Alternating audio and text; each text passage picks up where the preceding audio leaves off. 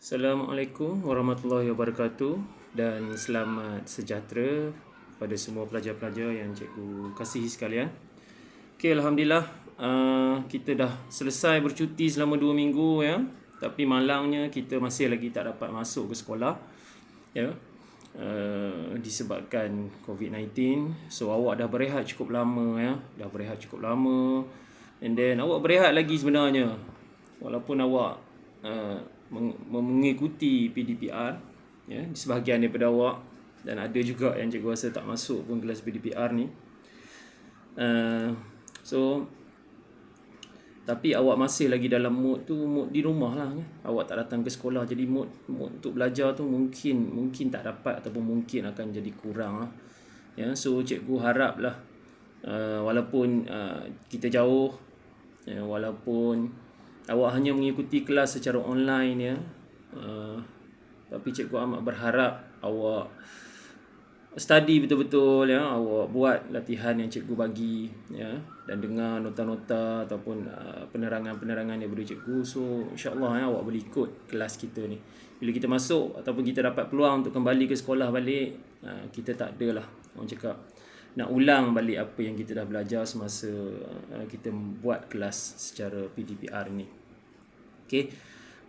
Jadi sepatutnya bila awak masuk ke sekolah pada hari ini ya, iaitu pada 14 hari bulan ni, 14 hari bulan 6, awak sepatutnya ada ujian pertengahan tahun ya. So cikgu pun dah ready, kita pun dah ready dengan kertas soalan ya, untuk bagi awak jawab soalan. Tapi malangnya begini, kita masih begini. So tak apa. Mungkin masa buka sekolah nanti awak akan terus saja exam ya. Jadi kita teruslah kita teruskan dengan bab kita yang bab 5 berkaitan dengan bab 5 dalam sains tingkatan 3, iaitu termokimia. Okey, termokimia satu bab yang sangat-sangat pendek ya. Tak seperti termokimia dalam tingkatan 4 ataupun tingkatan 5. Ya, so termokimia tingkatan 3 ni dia hanya sekadar mukadimah saja. Hanya nak kenalkan awak apakah itu termokimia. Okey, awak akan belajar dengan lebih lanjut dalam masa awak naik tingkatan 4 ataupun masa awak tingkatan 5 nanti. Okey. So apakah yang dimasukkan dengan termokimia ya? Termokimia. Termo ni adalah haba ya. Ya, awak selalu dengar perkataan termostat. Termostat. Lagi kita ada termostat ni yang nak simpan air tu kan, air panas tu kan. Termo lah, berkaitan dengan haba lah ya. Termometer. Termometer pun buat apa termometer? Dia nak sukat haba juga ya. Dia nak mengukur haba, berapa tinggi haba, berapa sejuk ke panas ke haba Kimia lah, iaitu tindak balas ya. Termokimia adalah haba tindak balas. Ya, kimia adalah berkaitan dengan tindak balas ataupun reaction. Okey, so itu maksudnya termokimia. Termokimia adalah tindak balas yang berkaitan dengan haba. Tindak balas yang berkaitan dengan haba. A tambah B, dia akan keluarkan haba ataupun dia akan menyerap haba. So, dia ada dua term ya. Haba dia boleh jadi apa? Dia bebas haba ataupun dia serap haba. Okey, so serap dan juga bebas. Okey, dua term tu yang awak belajar. Okey, tindak balas ada dua jenis ya. Tindak balas atau termokimia tadi tu dia ada dua jenis. Yang pertama adalah endotermik, yang kedua adalah exotermik. Okey, apakah itu endo? Apakah itu exo? Itu yang awak perlu tahu. Cikgu akan terangkan kepada awak apakah yang dikatakan tentang endo dan apa pula yang dikatakan tentang exo ya. Ada dua di sini ya, tindak balas endotermik ya. Endo bermaksud, kalau ni perkataan Yunani cikgu tak nak tahulah kan. Senang sinilah. Dia ada dua, endo dan exo. Awak ingat exo. Exo ni adalah kalau kita nak kata senang, kita ambil perkataan exhaust. Apa exhaust buat? Exhaust motor tu kan. Exhaust motor dia buat apa? Dia bebaskan asap kan, dia bebaskan asap. Jadi exhaust di sini ataupun exo di sini dia bebaskan haba. So awak ambil satu, exhaust. Exhaust pada motor dia bebaskan gas atau dia bebaskan asap motor tu kan. So exo di sini dia membebaskan. Perkataan exo tu dia bebas haba.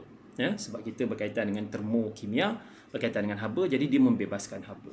So secara automatik endo di sini adalah dia menyerap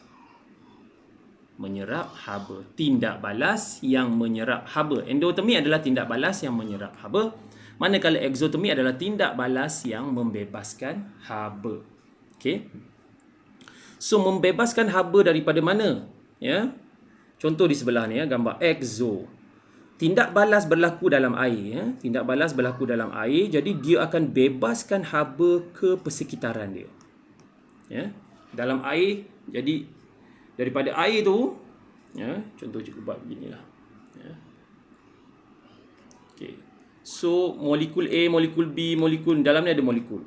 So tindak balas yang berlaku adalah dia molekul-molekul ni semua ni, 6 molekul ni tadi dia membebaskan haba. Bebaskan haba. Ni exo lah, exothermic. Dia bebaskan haba, jadi di persekitaran dia tu environment dia akan jadi panas. Ya.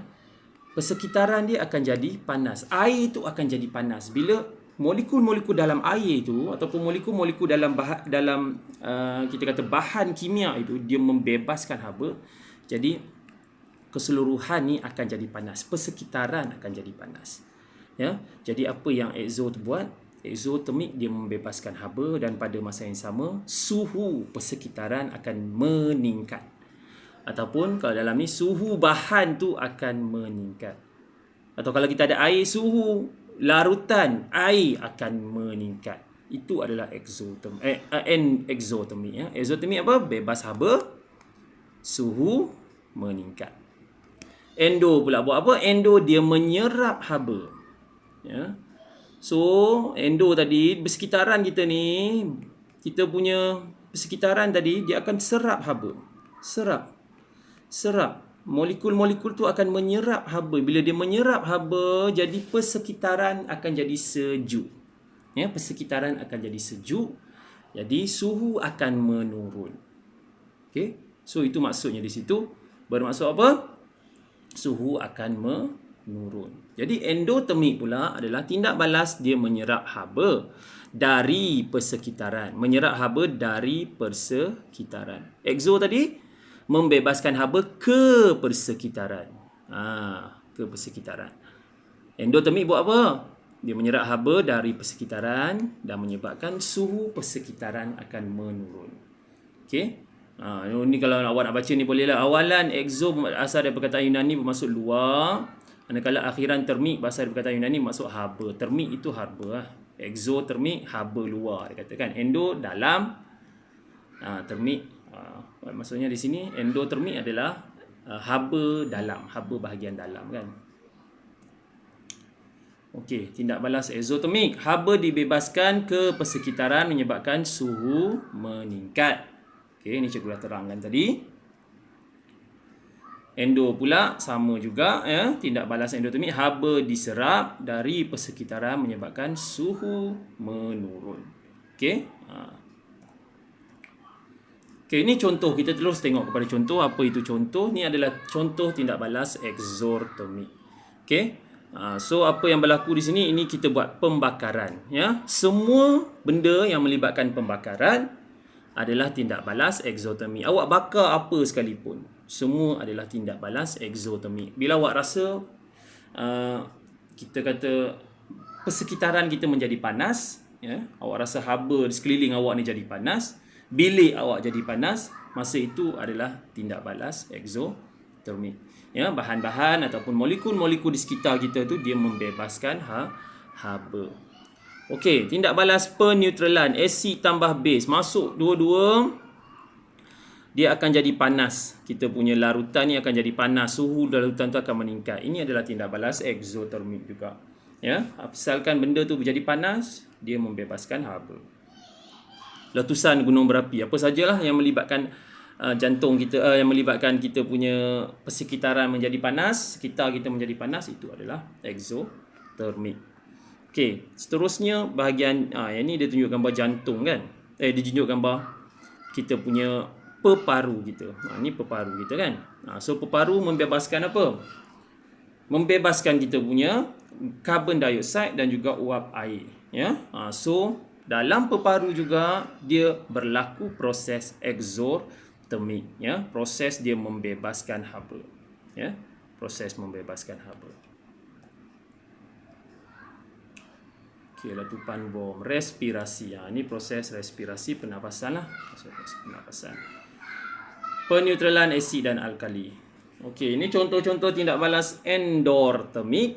Ya, tindak balas endortermik dalam kehidupan harian kita. Okey.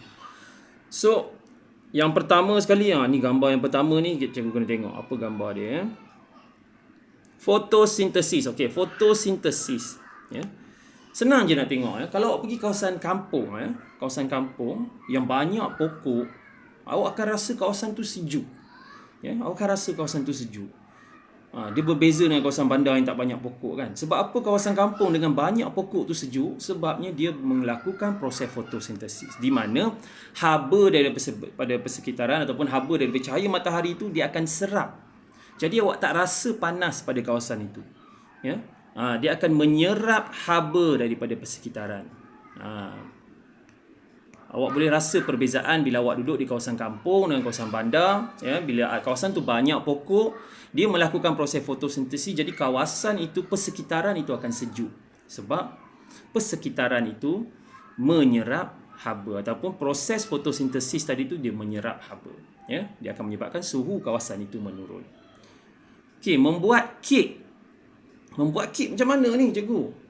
Membuat kek juga adalah proses endortermik.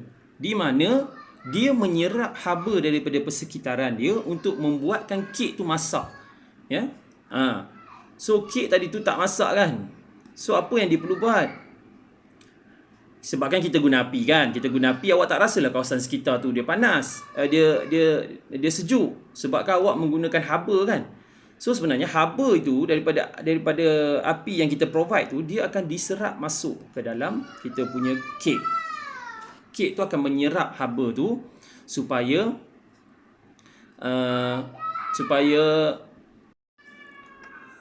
tadi buat kek tadi kan. So dia menyerap haba daripada persekitaran. So kek tu akan kemudian mengekstrakkan besi daripada bijih timah, bijih besi. Ini juga proses endortermik, pengekstrakan besi. Maksudnya kita nak keluarkan besi daripada bijih besi. So yang ni dalam bab yang sebelum ni kita ada belajar kan, macam mana nak ekstrakkan besi daripada bijih besi tu kan. Jadi ini juga salah satu daripada tindak balas endortermik, ya, dalam industri lah. Itu dalam industri. Okey, melarutkan garam amonium dalam air. You boleh try. You beli garam amonium. Ya, garam amonium ada di kedai, ya. Cari. Boleh cari ataupun di farmasi boleh cari garam amonium ni, boleh beli and then you masukkan dia dalam air. Awak masukkan garam tu dalam air and then awak akan dapat tengok air tu akan jadi sejuk. Ya. Awak pegang air tu sekitar awak punya beaker ke ataupun bekas awak tu, cawan awak tu, dia akan sejuk. Air tadi mula-mula mungkin biasa air awak ambil air pipe dan sebagainya. So awak masukkan garam amonium ni, so kawasan tu akan jadi sejuk. Sebab apa? Haba tadi diserap oleh kita punya garam amonium tadi. So kawasan air tu akan jadi sejuk. Ya, alright.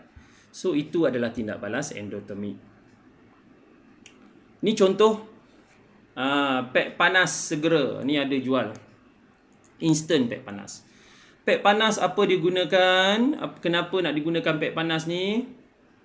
Pek panas ni bila kita squeeze saja, dia akan bebaskan haba.